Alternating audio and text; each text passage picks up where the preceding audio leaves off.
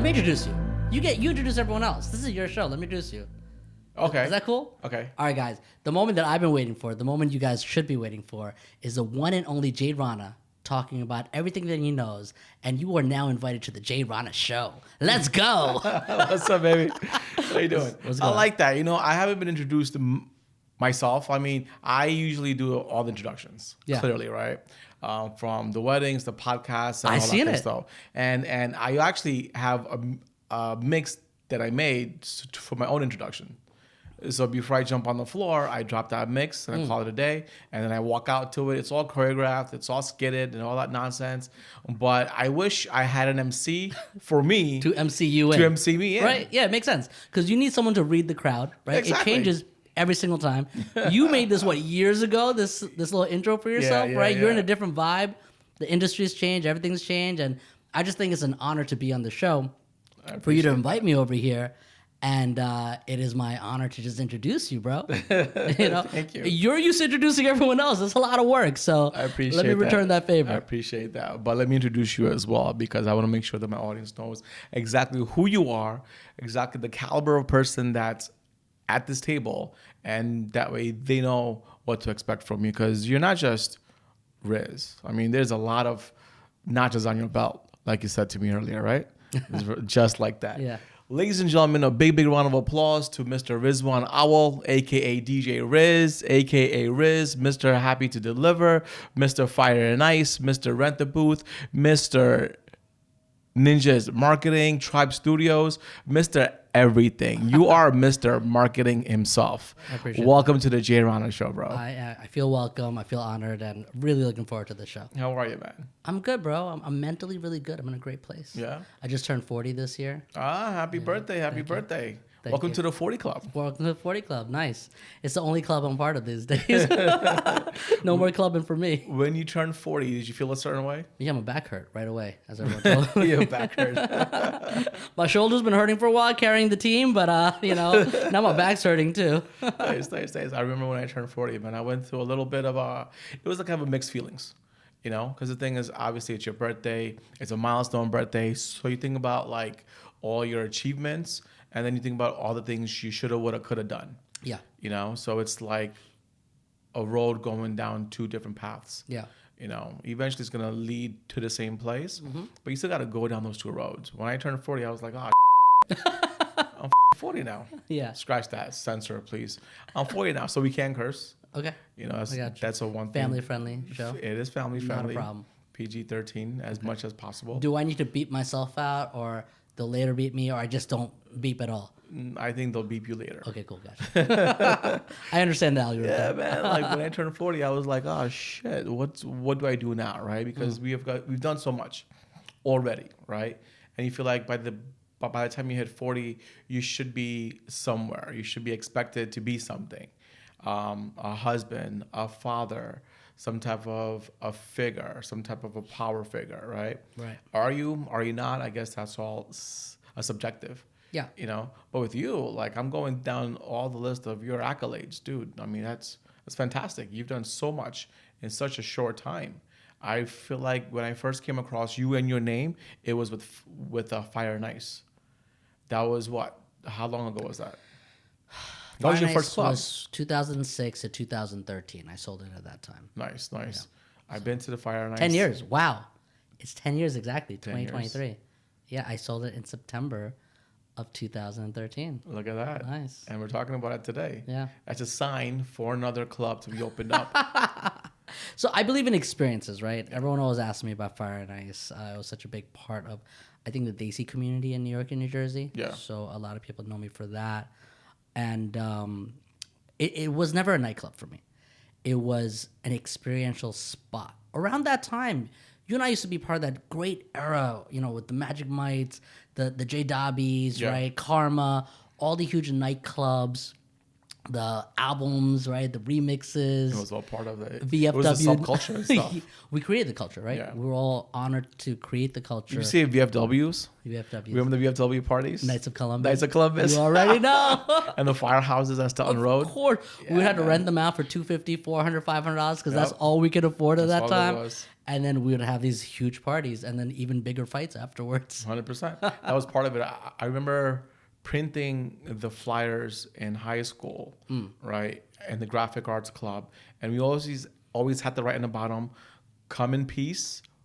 Or leave in pieces. Yeah, I remember. Remember that? yeah. Punisher Security Squad used to be the crew that used to be security for all the Desi events. They're the only guys who were able to handle all of us. That means I don't understand why we can't all just get along. I mean, that's part of it. Yeah. You know, like we were young, we were egotistic, I want to say. I think we still are in our own particular ways, all right? Yeah. But I feel like, nowadays, even with the whole wedding scene, right? Ego is a big thing. Is it with the vendors? Yeah, absolutely. I Really? feel like ego is a big thing. I mean, you're a vendor. Yeah. We both have similar companies. We're both in the wedding industry. I have a photo booth company. You have a photo booth company, right? You also do a lot of other things in the wedding industry as well, right? Right. What else besides the photo? We'll do the backdrops. We dabble into more production really than anything else. So not really event coordination, but we'll produce something. It doesn't have to be weddings, but it is in the Desi industry. You see, there's so many concerts now coming. Yeah. There's a lot of nightclubs, restaurants coming. I'm behind the scenes of a lot of these things, a lot of shows. I'm in this whole podcast world right now. Dive pretty deep. I feel like I've had the opportunity to be a part of a movement before it started for almost 2-3 decades now. Do you feel like you said, you're a part of the podcast world? Yeah. Is that fairly new? Because I'm just getting into it right now. Is it fairly new for me or the world of podcasting? Well, What's both. the question? Okay, so Because I'm learning from you, that's why. So I've been in the podcast for a few years now, Okay. right? Before it was called podcasting, vlogging, blogging, whatever you name it, right? I have a marketing company called Tribe Ninjas. Yeah. So it was just part of the evolution of that. Whether you had email flyers or printed flyers that we're going to put outside of Duhan Expo on the cars, to digital advertisement from Facebook or Google, to blogs, right? And then I noticed the vlogs were doing really good on YouTube, and then Instagram came out. They had longer format videos. Yeah. And that's the hardest thing as a marketer, right? To find an audience. So these social media platforms already has an audience that's existing. A little following. Right. So if you create content that relates to your followers or people that is interested in that topic or that hashtag, then you're automatically getting the followers in addition to the promotions that you do. Mm-hmm. So I have a free realm, so why not use it? And that's where the podcast world really blew up. There's really no difference between a vlogger and a podcast person.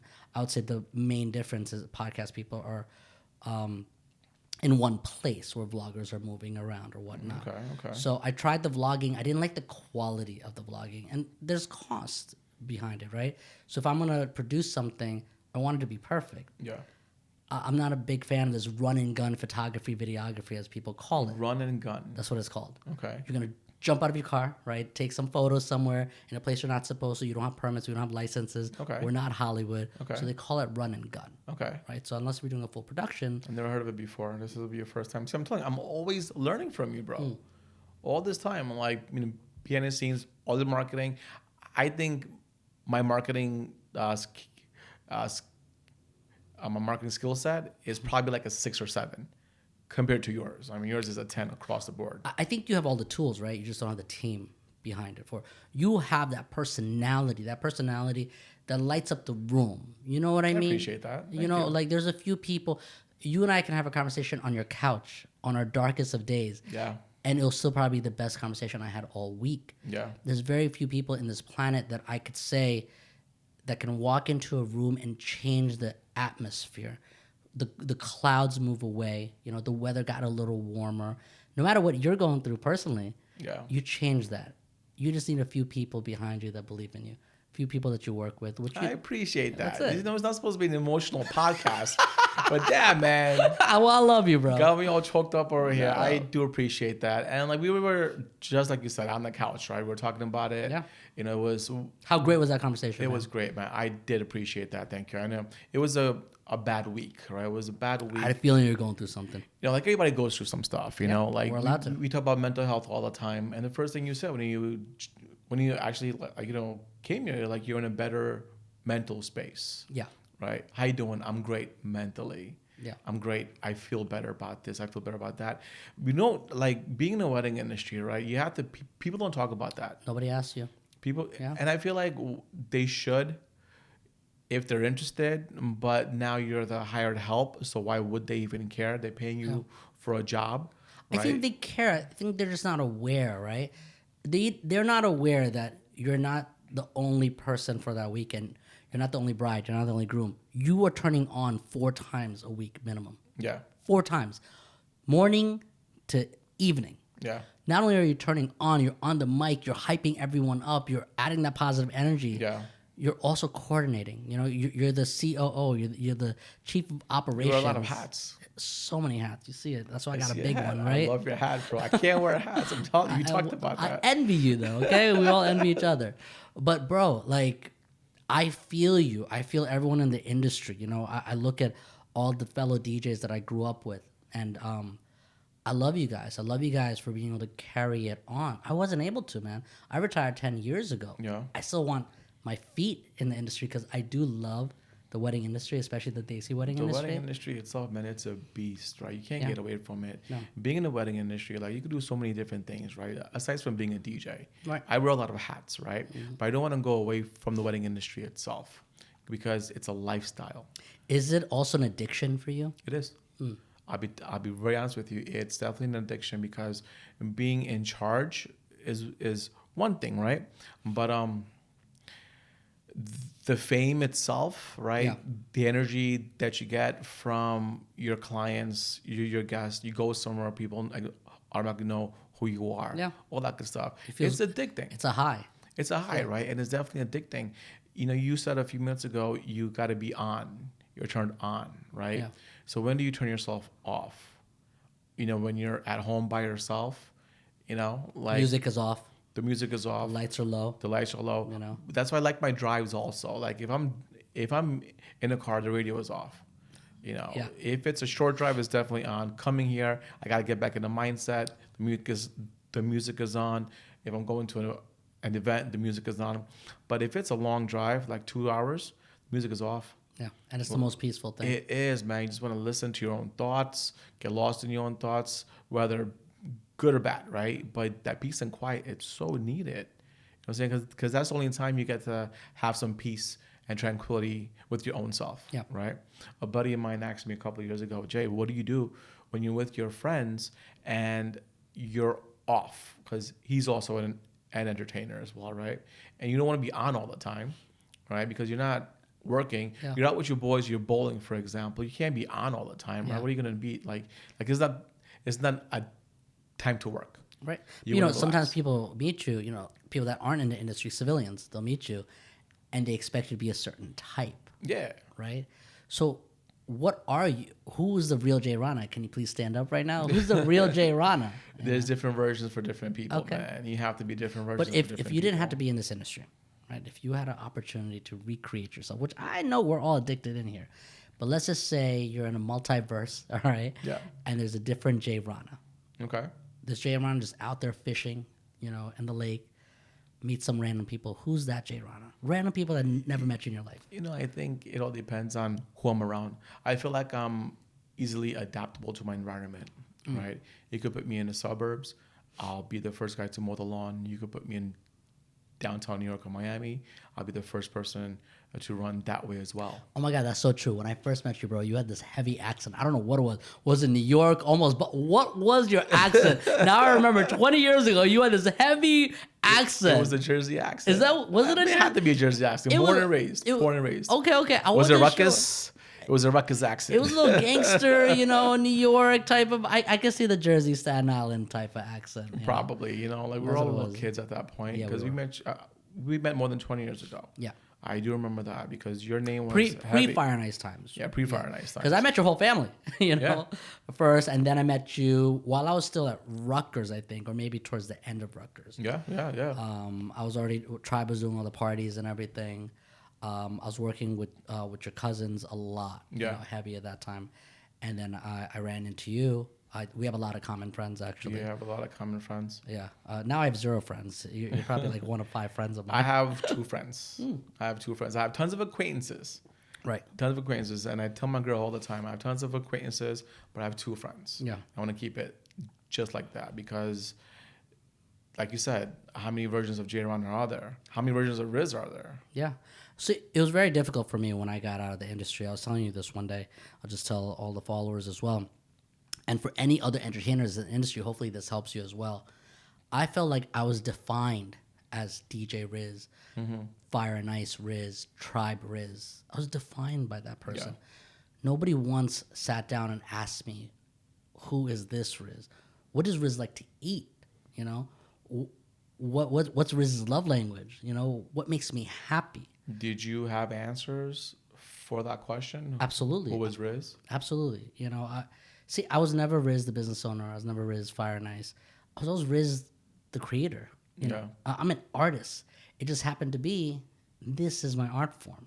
Yeah. Right. Whether it came out through music, whether it came out through entrepreneurship. That's why you see me in so many different realms of business. Nothing is really connected if you look at it, but if you really look outside the lens, it's all connected. Right. I feel like I'm just presenting what I love, what's inside of me, out into the world. I'm just projecting it out. Yeah. And we need to survive, so we need to eat, so we need to make money. There right? you go. Man, if I didn't have to make money, I think about it all the time. You know, everyone calls me a businessman. Let's just say there's no money. Do I have no definition? You know, did everyone miss out the fact that I just love to create? I love to make people happy.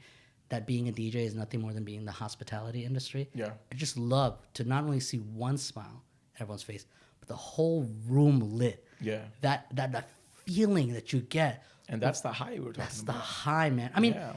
it's like a vibration, right? Like whether you're a Buddhist, Muslim, whether you're in church, and when everyone says amen or amen together, or they're chanting, that vibration is the same thing that us DJs, we're bringing that heartbeat. I like how you put that. Right? From 90 BPMs, Yeah. techno 120, 128. Everyone is bouncing to the same rhythm.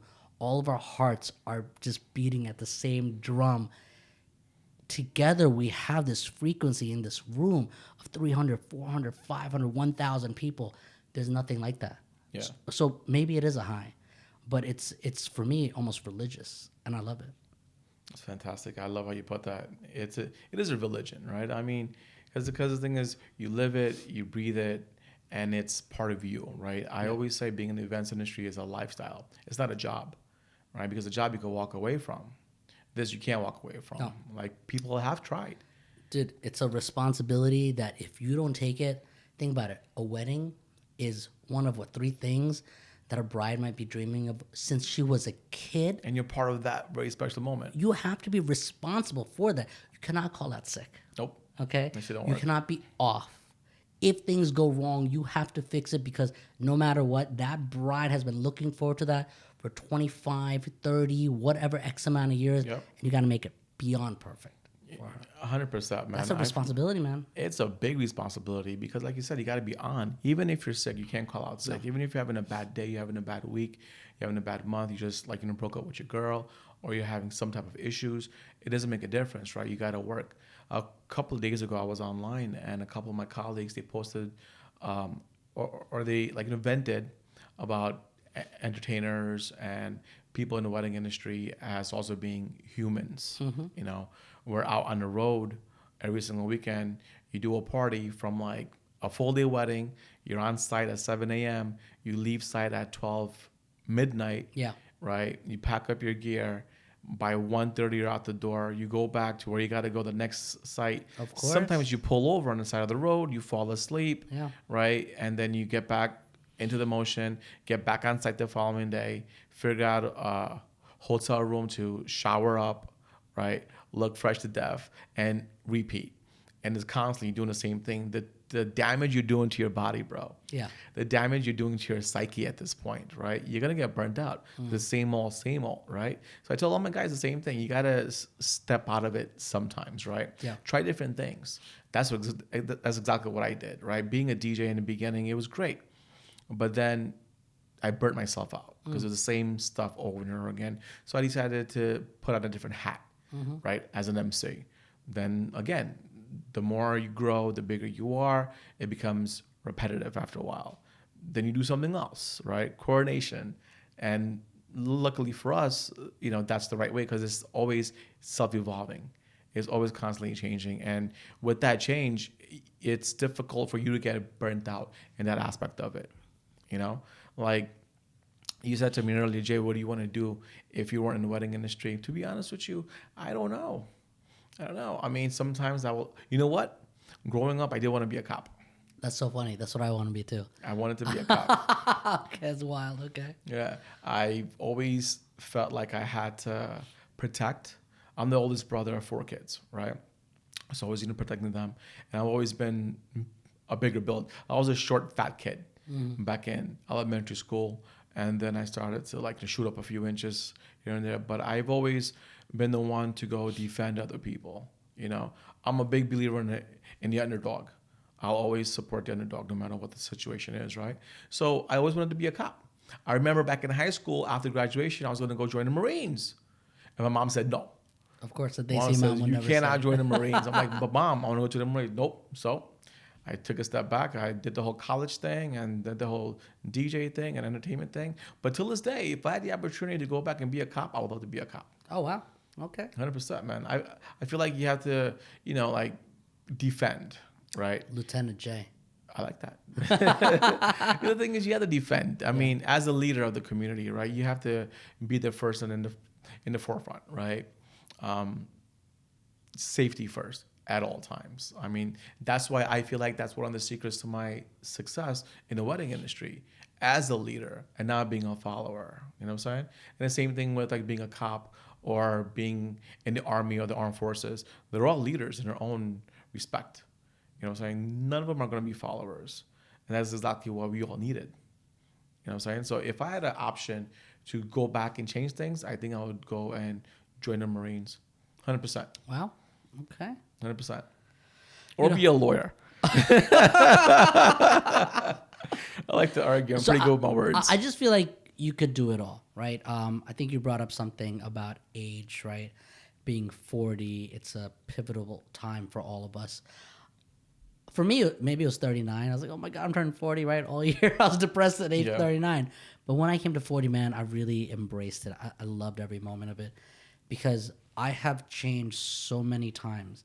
For me, the purpose of life is happiness. There is nothing more important in life for me and the people around me than to be happy and to project happiness. Yeah. Why else are we living? I'm not working because I want to work, and I'm not working because I want to save $1. Yeah. I'm working because I want to buy something so I can be happy.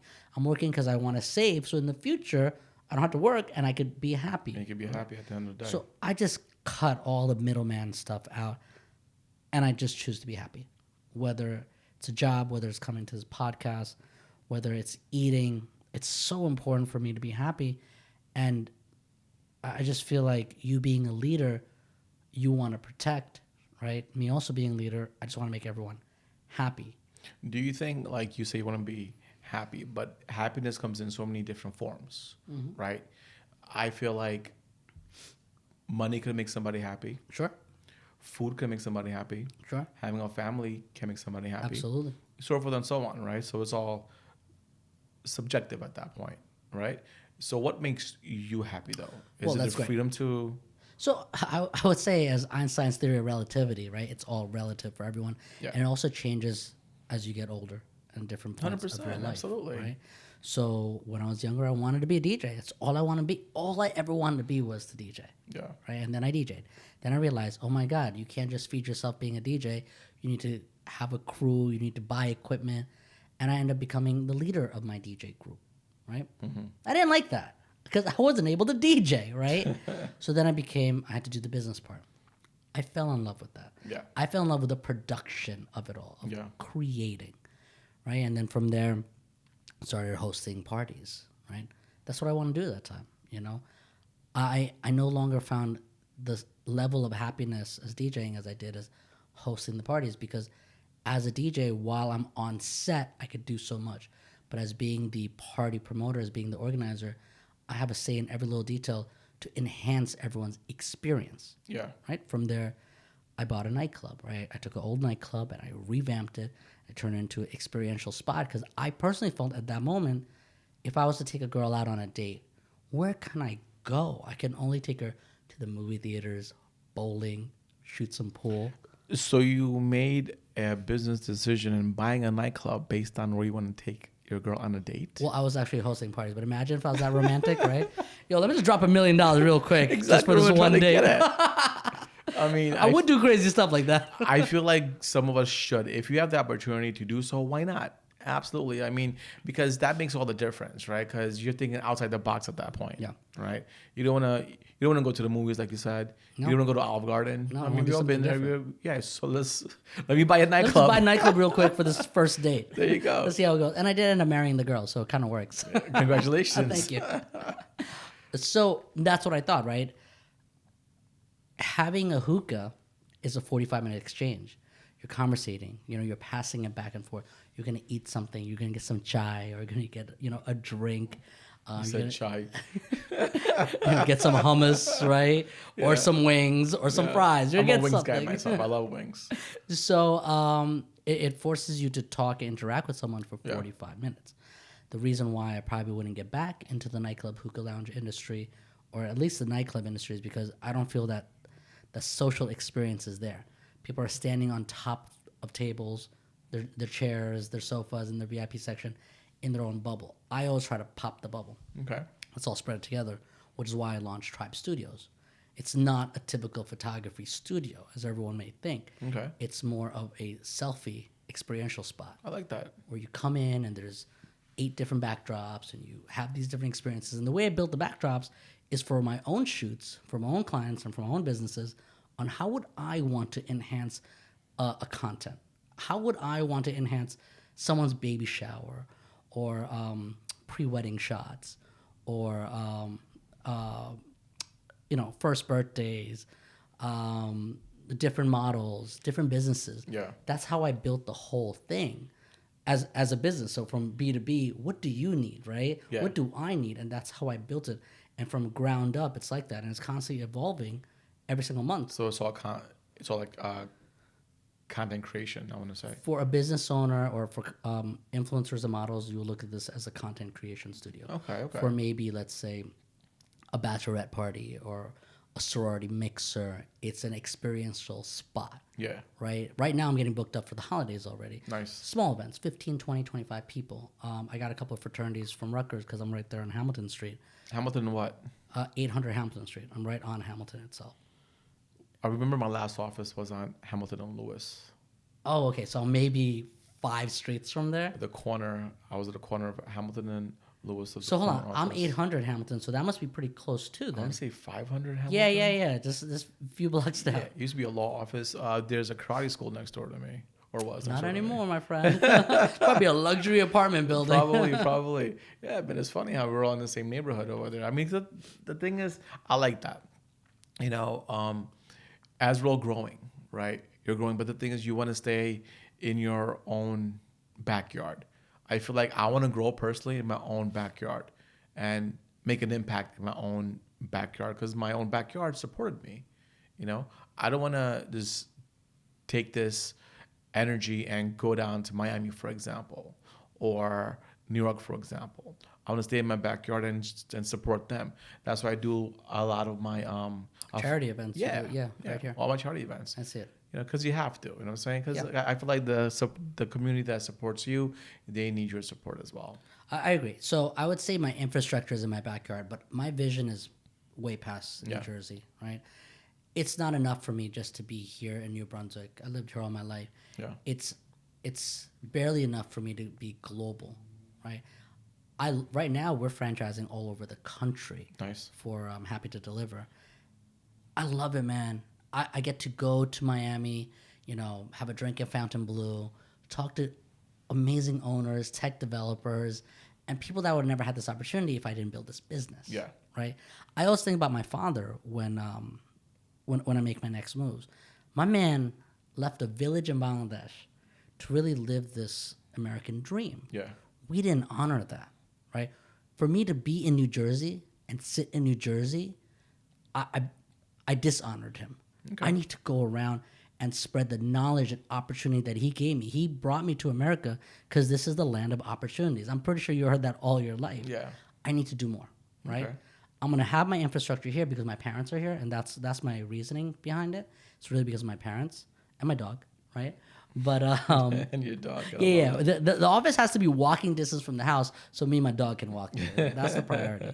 But man, I am not doing my parents, my ancestors justice by just being in the state of New Jersey. I have to let the rest of America know, the rest of the world know how great New Jersey is. Because for some reason, Hollywood makes fun of New Jersey all the time. All the time. I got to bring some positivity in New Jersey. We got some great people. Armpit of America? Armpit of America. No, that it's makes no sense to weird. me. No, even if you look at from Google Map, okay, Google Earth, we are not an armpit. It doesn't make any sense to me. You said that you came, your dad came from a village from Bangladesh over here. Yeah. And you want to do them right? Like Correct. you want to go international. Yeah. Right? And happy to deliver Yeah. is your company. Correct. Talk to me about that because I know it was a COVID baby. It was a COVID baby, yes. So how did that come into fruition? So actually, it came into being motivated by guys like you. Okay. Right? It was a bad situation here Yeah. in New Jersey, in the world. And I live right next to Robert Wood Johnson. I have a lot of friends that are in the medical industry. So I brought all these masks back. I was actually in Bangladesh at this time. So I saw what was happening because Asia got hit hard already. Mm-hmm. I knew we were going to be in a shortage. So I think I bought like 10,000 masks. At first, I bought it for business, just to be honest. And I came back. Before I landed, I sold like a couple of thousand. But when I got to New Jersey, I saw how bad it was, and I just felt terrible. So I started giving masks away, right? Just whoever needed it. I prioritized to first responders first. And then having the marketing company, no one needs marketing when their business is shut down, right? Right. So a couple of my clients, they have limos and all these other things. So we decided to get together and start delivering the masks because now who's going to give it to them? Yeah. A couple of my friends own restaurants, catering industries, and everything. And when they wanted to help out too, they saw that I was doing this fundraiser, helping people out on Facebook. They reached out to me. So I said, hey, listen, I know you have elder parents. I will come pick it up myself, and I'll drop it off to you. And then it got further. My parents, they live in a adult community. Okay. So people in that community, they couldn't get medicine and things. So That's so unfortunate, man. it was that tough, man. I can't even Yeah. go into that whole conversation right now because it did affect home. Yeah. COVID affected us and my family very deeply, and it's unfortunate, But there's so many more stories, like you were talking about. I'm sorry for cutting you. No worries. I mean, it hit deep for me as well and personal, right? Yeah. So the least I can do at that moment was all my friends that didn't live in New Jersey. I had a few friends from Florida and out of state that said, hey, Riz, do you mind just dropping off food, medicine to my parents? And it was heartbreaking for me, right? And then those same friends, like, you need to get paid for this. I was like, no, I'm going to do this for free. And then things were adding up. I noticed $2,000, $3,000 was coming out of my pockets because I didn't have the heart to ask Uncle Auntie, hey, man, can you give me $30, $40 for your groceries? But it did add up. And at this time, I'm technically unemployed, right? There's us being small business owners. I didn't get any grants. I don't know about you. Nope. I couldn't get unemployment. I got zero things. Mm-hmm. So, and now I'm paying out of my pocket for all this stuff. I also have staff, so I'm still paying for my staff, right? It was definitely a tough time. And I just made the decision, let me just start this delivery business. And it was really B2B. The whole idea is, just like you're an advocate for your community, I am an advocate of small business owners.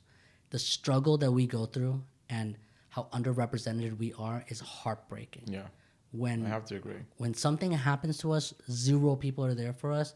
All these politicians that come to us to get votes, to get money, to do fundraisers, to do events, to have our space, they turn around when we need their help. I hate that. So I'm an advocate for any small business owner, and I'll help them out. So I started the delivery business. I realized, wow, okay, the Ubers, the Grubhubs, they're all just fighting over people, delivering people, or delivering food. So let me do anything but that. So I started delivering non-perishable items. I reached out to multiple businesses that actually does not do deliveries.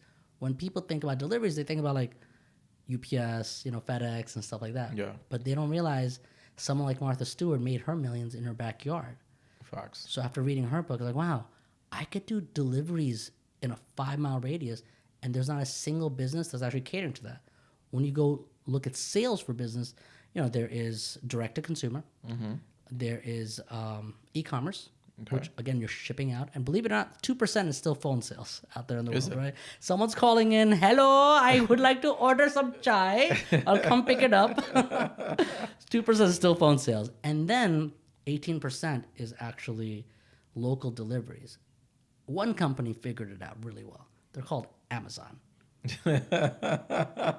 That's their business model. That's the business model. You took the words out of my mouth. Gotcha. So I created it a little differently. I'm only charging for the delivery by miles, items delivered. I don't take a percentage from the business whatsoever. So you as a business owner can grow your business, but now I just added another leg. In addition to direct sales, in addition to e-commerce, now you can do local deliveries. I had to almost re-educate a lot of business owners about that. Like grocery stores, think about that. Your local bodega, right? If they were able to just locally deliver to everyone without giving a percentage away to DoorDash or Uber Eats or anything like that, they can increase their sales by 18%. And the irony is, if you go onto the platforms of these sites, they take 18%. The math is out there. Yeah. So I'm only charging a delivery fee, which because of COVID, now everyone's actually used to a delivery fee. Yeah. It's a convenience for them. And think about all the elderly. That's really the biggest motivation. I never knew how hard it was because I live with my parents. So if they need anything, Rizwan, I need this right now. Okay, no problem. I know what you mean. Yeah, man. thank God Patel Videos ain't there because I'll be going to Patel Videos every weekend probably while my parents are retired. Like my parents are retired too, and I used to live with them for all my life. And they recently moved down to Florida, right? It's been like 2 years. But I still get a call every couple of days.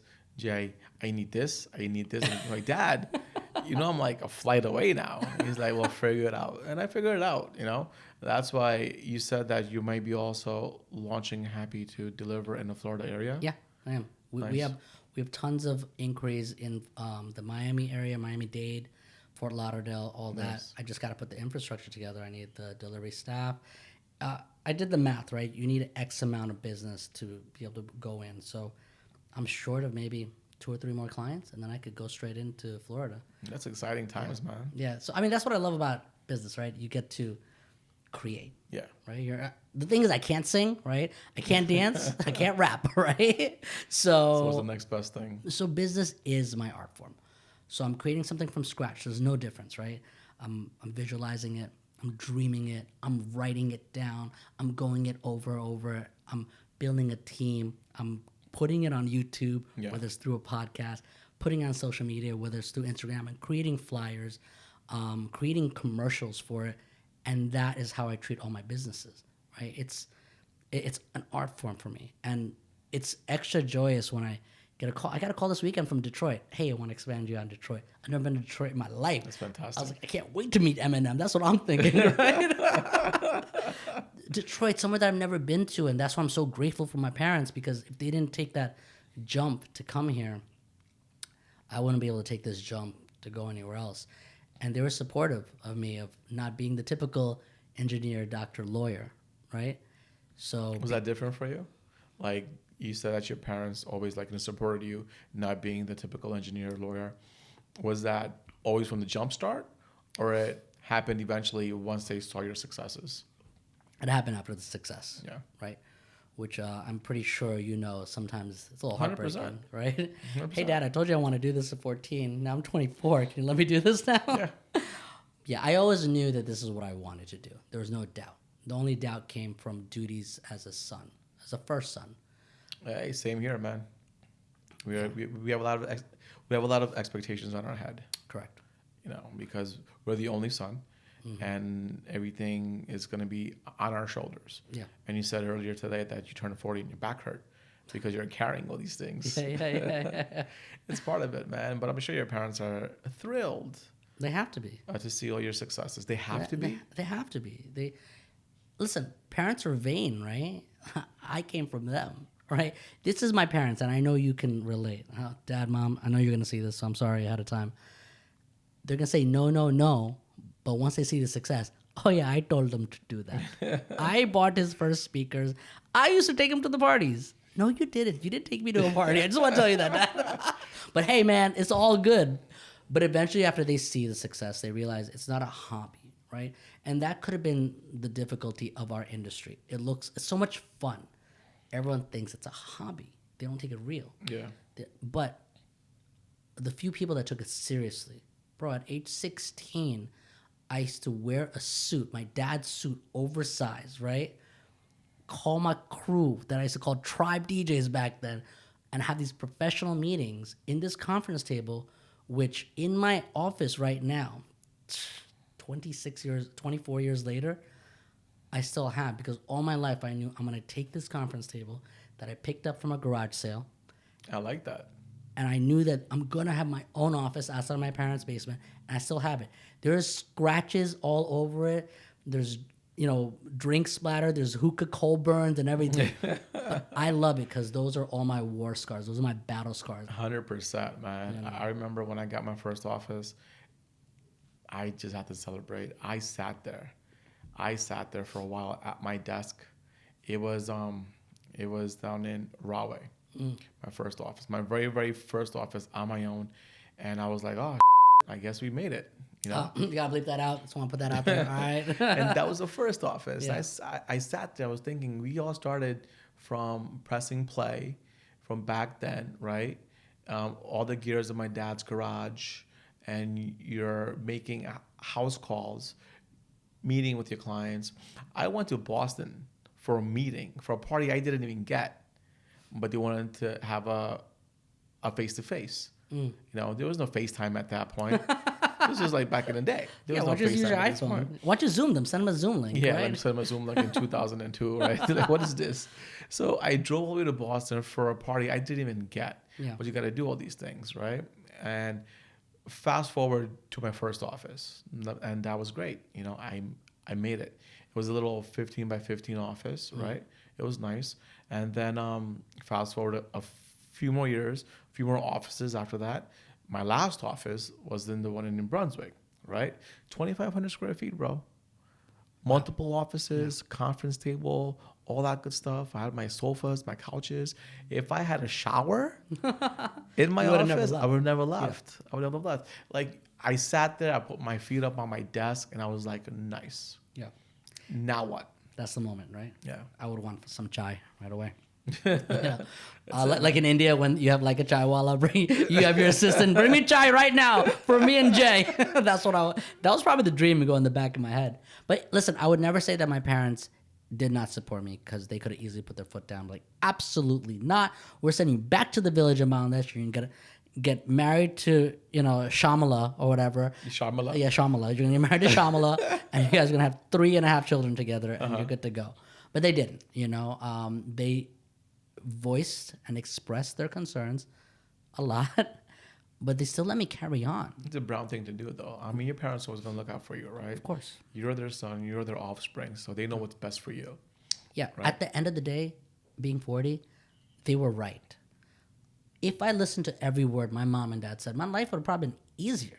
I would have had a cookie cutter life, and it would have been easy. I would have got up, gone to work, came back, not gone to a podcast, showered, went to my 3.5 children, with Shamala, and that would have been my life. And that would have been okay. That would have been fine. Exactly. But no, we're insane. Yeah, we want things which are not normal. We think this is normal. This is, right? I love this shit. So let me ask you a question. You just went in a whole different direction. To this, to the outside world, what we're doing right now, being entrepreneurs, talking about the podcast, talking about businesses, and this and that, that's the uncertain, right? Yeah. That's not sane. No. The sane thing to do is to... certain path. There you go, right? You have your 9 to 5, you have your security, you have your family, and that's it. And that's fine. And that's sane to them. Yeah. I think that's insane. Because that's how we're wired. See, I'm never mad at someone that doesn't support me until I make it. I understand. They were trained and wired all their life to go this path, stay safe, and that's the right way. Of course they're not going to support us. They're trying to give us warning. Hey, Jay, hey, Riz, maybe this isn't the right route. Did you think about this, that, the what ifs? I don't give so many damn about the what ifs, bro. If I care about the what ifs, I would not be here right now. Yeah. This is not normal at 4 p.m. on a weekday, on a Monday to have a conversation with you. I should be wrapping up some boring accounting work or something like that, going home to my wife and talking to her about my boring day, right? I can't do that. as you can tell, I consider that as a negative characteristic. I can't live Clearly. like that.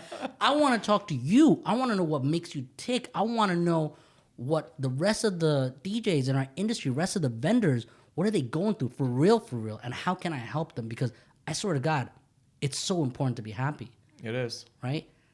So I want to look out for those guys. I want to make sure, hey man, today's Monday. You must be off. We almost have a PTSD. The lights are off. Yeah. Right? What do you do when it's off? Yeah. Like most of these guys are going to be sleeping, right? Yeah. Most of my vendor friends, they're off. They're sleeping. The blinds are off. They're They recouping. all got blackout lights, Yeah. right? Yeah. That's crazy. Everybody got blackout Everyone got curtains. blackout We all have blackout curtains. If Everybody you in the wedding look at our industry. lifestyle on a Monday and Tuesday, you would think we're actually all depressed people, Yeah. right? And maybe we do suffer from depression. We just don't know it. That's the thing. We don't know it. And that's where the mental health comes into play. And I want to talk about that. Like there's a couple of things I want to talk about in the future. Like I'm sure this podcast is going to evolve into a lifestyle podcast, right? I believe it. I think you're going to finally let people talk about what they've been struggling with inside, and you're going to normalize a lot of things. And this is a safe place to do so because we can all relate. Yeah. It's a non-judgment zone, and I'm huge on that. You know, like you said that your father or your mother or your parents weren't supporting you in the beginning, right? Correct. Until you were a success. Yeah. Same thing with me, until I was a success. And the same thing to our industry and our followers and all that good stuff. No one's going to support you No. until you're a success. They're going to say your remix album, it's terrible. They're going to say it's bad until everyone else says, oh, it's pretty good. Yeah. They're going to be like, why are you doing it? Someone else already did it. Yeah. Why are you going to remix songs that's already been remixed by multiple people, that's been stolen by America and redone in Bollywood? Yeah. Why? What if? I just don't listen to that noise, man. You know, All that background noise. there's a reason why DJs wear headphones. I like that. All that background noise, man. All that negativity, you got to push it out. We just tune out the outside world, and I truly believe DJing saved a lot of our lives. Yeah. Right? We're torn. You know, people talk about what do you identify as, right? I identify as someone that just wants to be happy in a world that's always telling me that my beliefs will not make me happy. So I didn't join the Marines, right? I'm not a gym rat. I was a DJ. So music saved my life. I love that Friday and Saturday. I didn't have to actually talk to my parents and explain to them what's really in my heart because they couldn't identify Yeah. with what made me tick. I couldn't explain to them why I don't want to go to college and do this stuff. I tried, but it just doesn't make me feel alive, right? But every moment we step in front of an audience, 5 people or 500 people, I'm sure you get the same exact feeling, Yeah, I do. right? But also when we step off the stage on that Monday and Tuesday, we all have blackout curtains. We all do not like listening to music on our ride back. It's so quiet, you know? We don't get our checks all the time right then and there, but we got to pay our staff at that moment. And you wonder, do they appreciate my work? How come I didn't get paid on And you time? always like to double check yourself. Yeah. You're like, I wish I did this. I wish I did that. And you always like in second guess yourself, you know, because That's not healthy though. even though if you can't, it's not healthy at all, but we all go through it. Look at what we're eating, what we're drinking. It's not a healthy lifestyle. No. Us vendors in the wedding industry, the hours. How can you sustain a family, right? And that is the cold, dirty truth. I got out of DJing. I got out of the club industry because I got a divorce. I lost the love of my life because of the industry, right? That's crazy you say that, man. We're part of so many love stories. So many love stories. Like you said, man, this is their very best day of love, of the memories, of the celebrations. But us as the vendors, we're struggling with love. Yeah.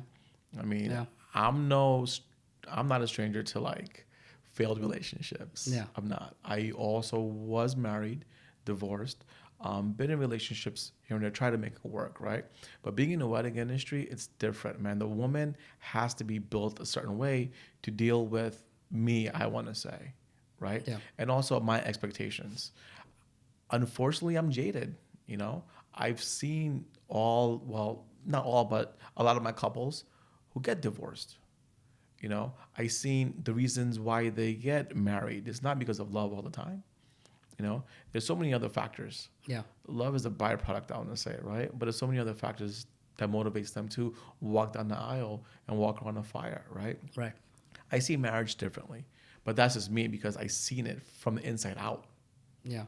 you know, and from the outside in. I mean, I seen it. I still see it. I still. Do you still live believe in it though? Do you still believe in love? Do you believe in marriage? I believe in peace. I believe in self love. I believe in a Zen lifestyle, right? If my partner can make it work for me, beautiful. Do I believe in love? I would love to. Do I love her? Absolutely. Do I feel like there's more? 100%, you know? But love is also a science at that point. Yeah. You know? It's chemistry. There you go. Right. It's all chemistry. You know, you brought up something before, this unknown factor that we go, this fear of the unknown that we all dive into. We're going to go into uncharted territories, and there's so much fear, there's so much self-doubt that we have ourselves, but no one's asking us about that. It's a leap of faith. It's a leap of faith. Do you practice that same leap of faith, that same fearless attitude with everything else in your life? I try to. You know? It could be anything. It could be a new move. It could be a new career path, right? Like, for example, a new career path. Also in the wedding industry, there's a new banquet hall opening up. It's called Titan Union. I'm the new director of operations and sales. Congratulations. Thank you. And I'm excited, but also nervous, right? It's a new role. It's a new set of responsibilities, but I'm going to dive into it, right? Wholeheartedly. It's a leap of faith. Am I going to expect the best? 100%. Am I going to expect the worst? Probably, right? But at least I know that. So you don't think it's insane? You call it a leap of faith. You don't think it's actually insane? It is insane. At this age, so much success you've seen, you could continue in this trajectory. You just multiply what you have. You could franchise what you have. But you're deciding to go into something kind of different, and your opportunity time and your opportunity cost is going to be eaten up by it. You were just talking about how you don't have enough hours. This is the same hours multiplied, right? Probably less money. It's insane, Jay. But you're still going to do it. I'm still going to do it. Do you know why? Why? Well, you said like you're looking for happiness. That's your end goal. I'm looking to make an impact. Okay. I want to make an impact. I could tell, yeah. You know, in this world, there's so much, what can I say? There's so much love, so much hate, so much damage, so much creativity, so much of, it's an abundance of everything, right? In any word of it, there's an abundance of everything. I personally just want to make an impact. Okay. But you're jaded. So how do you impact the world positively if you're jaded? That's a good question. I don't have an answer for you today. You need self-help, my friend. You need to go through. I think this podcast is my self-help. I actually totally agree. You asked me, why did I dive into the podcast world? So besides for my marketing company and for other clients, you know, we're always doing for others. I took a journey in 2017 to myself. How can I love someone else, right? How can I get over my jaded feelings if I don't learn to love myself? And then after I actually truly learned to love myself, I looked around me in my circle, right? And the next person in my life is my best friend, Uncle Garg. And we had a lot of issues. We both had businesses. We both had ups and downs. We both had relationships. We both had ups and downs. And we didn't let ourselves heal. However, being in each other's lives, we took the brunt end of it. We really took each other's negativity, the toxic feeling, you know, where they say that, you know, your tank, you know, your emotional tank is filled at a certain amount, and then you drain yourself. When you're taking on someone's, you know, hurt, and you try to be empathetic towards them, you're refilling with all this negativity, and you're emptying out all this positivity that you have, and you have no way to refill it, which is why so many DJs and vendors at the end of a weekend is actually emotionally drained. Yeah. We're empty. No one filled it up for us in a positive way. Nobody's asking us, how are you? You know, did you eat? Like, genuinely, right? And it's sometimes heartbreaking because we care so much for our clients and their family and their friends. Because I think all my clients are family. 100%. You know, I've seen people that have DJed their Sweet 16s, their high school graduations, and their weddings. And it's the most beautiful thing in the planet. Yeah, it's full circle right there. Right? And you're part of all these important things.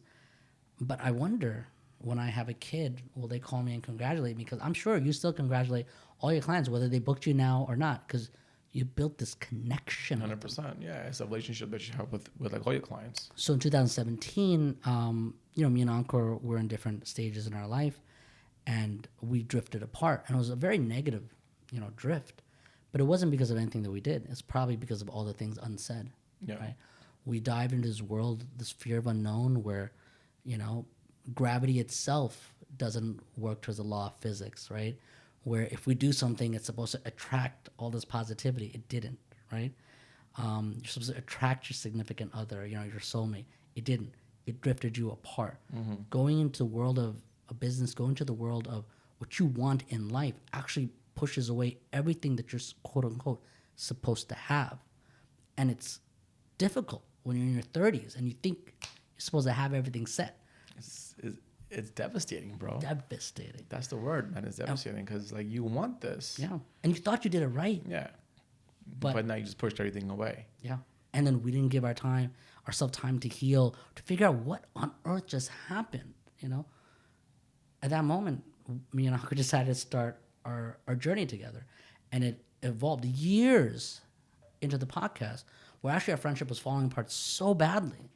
This was actually what helped us. This is what solved our friendship. We even at the season finale, it was so emotional, and we told each other, I hated you, bro. I hated you halfway through the season. I couldn't stand you, We didn't talk. We would just come in, do the podcast, because now we have followers and people are expecting something. We'll do the podcast and we leave. And I let everybody know that season, that episode, that's what the situation was. What was the reaction? From each other or from the world? We'll start with each other first. So, it was quietness because I don't think men are built to be vulnerable or to even accept apologies or be genuine, right? Our defense goes up. And then the result, though, is what I care about us, the best man at his wedding. Yeah. It was a good time. It was a great time. It was the most love I felt in such a long time, the whole week. I felt like I was getting married. Nice. Right? I'm deeply dive into not only the good things in life, but also the bad things. I know how the man ticks, and I'm there for him without him even asking me. Yeah. Right? I understand all his love languages. I understand how his love languages has changed over time.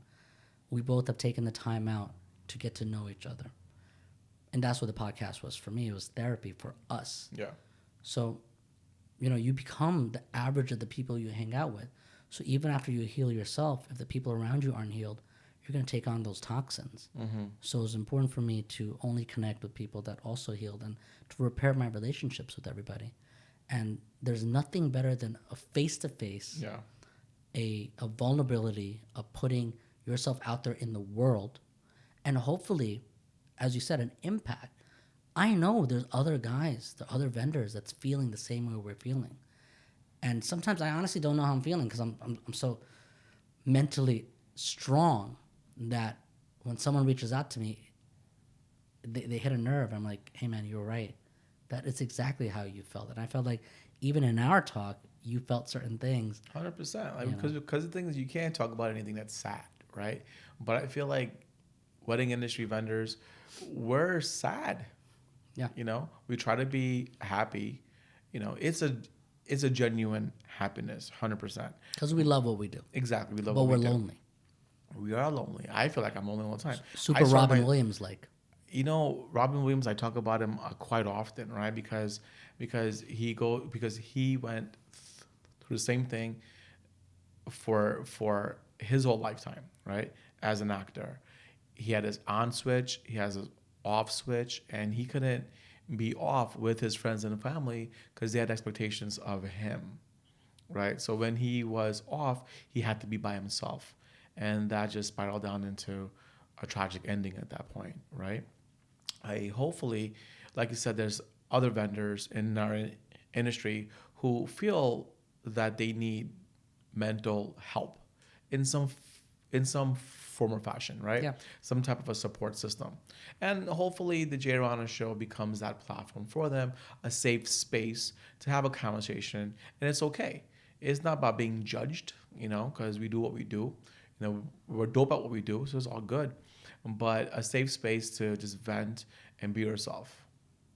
That's the whole point. I mean, Great. like I said, hopefully the show evolves into something bigger than just weddings, than just the happy face. There's more to weddings than that. Yeah. When I talk to my clients, half the time they're happy, but the other half they're crying. Yeah. They're stressed the hell out. And you're their therapist. Exactly. You're their therapist. I mean, And who motivates the motivator, right? Who that's motivates the question. Rana? That's the question, right? So you have to be your own cheerleader. I spoke to a friend of mine years ago. I was talking about my weekend, and I was talking about what a great time it was. And I was giving myself a pat on the back. And then he goes to me, he's like, oh, you really think highly of yourself, don't you? I said, well, listen, as an entertainer and as an entrepreneur, I am my biggest fan. I am my biggest cheerleader. I don't have a boss who's going to say a great job. I don't have superiors who are going to give me a pat on my back. So I have to motivate myself. And that's important to do, and don't ever stop doing that, because I feel like if you can't motivate yourself, you're going to be dependent on other people to do so. Yeah. And if they lack in that, then you're going to be disappointed. So now you're disappointed. That's going to go into depression. That's going to just go down the rabbit hole of darkness. So I think that's where the disconnect is, and I think that's why a lot of the relationships are not working out, especially with Desi people, Yeah. right? Right now, I don't date Desi girls, right? Because there's no connection. They don't either A, take our line of work seriously, Okay. because they're going to compare it to someone else. Oh, so-and-so's doing that. Of That's a course. Desi thing. That's such an Indian thing, comparing all the time. For what? There's no reason, right? It's something they picked up from the soap operas, from the parents, from the mothers. Because you want to do bigger and better? I mean, I don't understand. You got to... I have one life, and this is my perspective, Yeah. right? I am the hero in the story. And you talked about peace. Peace starts from home. You want to go home and you want to be at peace, or if not, oh my God, your wife should be your cheerleader. She should be your greatest fan. It starts out that way always, but it doesn't end that way. Yeah. It stops for some odd reason. But when I'm with a non-Desi girl, they love what I do. They love going to my parents' house. They love seeing my parents' house. Like, oh my God, look at this huge mansion. I take a Desi girl, oh, so-and-so has a bigger house. Get out of here, It's comparing. It's an Indian thing to do. It really Think is. about how hard our parents worked to get to where we are. They Yeah. left their mom and dad, their family, their brothers and sisters, for just respect that. Sure, someone else has a bigger house. Good for you, But they look at me as a DJ like, I cannot believe you're DJ. All my friends love DJs. I want to introduce they're our cheerleaders. They want to show us off, and I love that. I love everything about that. I have to agree with you. And that's I have to agree with that's you. the dirty truth. It is. I mean, I've dated Indian girls, Indian women, and non-Indian women as well. And you're 100% right. I feel like because they're just used to comparing, Right. The grass is always going to be greener on the other side. Yeah. That's a Desi mentality. My cousin, who also used to DJ, he stopped DJing because he hated the fact that he was looked down upon. There's no reason to look down upon. The most important night of your daughter, of your wife, of yourself's night is relying on a DJ. That DJ made your life, your future. And you're going to look down upon that entire industry? No way. That should be illegal. Yeah. Can we pass a law on that? Whoever's going to win for presidency, But that's still the case, right? As a DJ? Only in the Indian world. Only in the Indian world. Yeah. I do have to agree. And why is that, though? Because it's not taken seriously? I mean, is it because of I feel like it's a money thing. It's always going to be a money thing. It's not true. I know tons of DJs that made tons That's of money. the thing I'm trying to get at, right? If it's a money thing, there's DJs that make a lot more money than doctors. Yeah. And have a lot more flexibility. You and I can have this conversation because of the career of work that we went into. 100%. Right? And we are also helping other people. We are making an impact. People are going to watch this show. We're taking the time. You're not making $1 out of this. This is costing you money. There you go. You are investing your dollars to help someone else. Yeah. Right? It's what is the difference between a doctor and you? You save someone's life over and over, weekend after weekend. And you have much better bedside manners. And I care. And you I care about that smile on your face. You know what I'm saying? It's all about it. You got to put your whole self into it. If you don't, then what's the point of even doing it? I feel like that's where the mental health comes into. because you gotta do it for the right reasons. You know, a lot of my colleagues, I don't care if it's a photographer, a catering company, an event planner, they all do it for the clout. They all do it for money. They all do it for, the fame, something that's what they need, right? I do it for different reasons. It's not for the money. Let's do it for love, man. I'm telling you, love solves everything. Let's do it for happiness. It solves everything. If you're in a bad mood, it's going to make you feel better. If you talk to a plant in a happy way, the plant is going to live longer, Happiness is the point, bro. Happiness is the point. Yeah. That's the happy To deliver. deliver. Took the words right out of my mouth. I love that, bro. Bro, that's our time. Oh, That's our time. We went over an hour like we're supposed to, flawlessly, seamlessly, and organically. And this is just the first conversation. Cool. I got a feeling that this conversation is going to lead to a part 2, which is more focused on mental health. I am there for it. And anything that we could do to help out fellow vendors in the industry, we are both here. I'm here. You could reach out to me. Our information will be below. Yeah, our information is going to be below if you want to put in a couple of tags. Yeah, listen, I've been in the industry for more than 20 years, right? 26 years. I have taken the journey as being the guy that carried the speakers in to owning the company, to evolving from the DJ to promoter to nightclub owner, and to selling the business, right? That's one of the hardest things that none of us get to exit. Yeah. And I'm still involved heavily into the industry. But the most important thing that I want to pass on my legacy is to be able to help out the future generation. Not just from business-wise, of course, I'll give you advice for that, but the fear of the unknown. I reached that fear, right? I traveled to that unknown.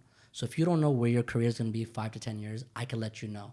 Feel free to message me, and I'll happily help you through everything. No charges. It's my pleasure to help anyone in this industry. Someone has to motivate the motivator. And as we make everyone else's lives better, I'm here to make your life better. I appreciate that. I'm glad that this podcast took a turn to where it went. Wait, right? where was it supposed to go? No, because like all the other podcasts, all the other episodes, they're all like, events and more events. It is the wedding industry, right? And that's why I said to you earlier, like this podcast will eventually evolve into a lifestyle podcast, right? Which is very, very important for the wedding industry itself.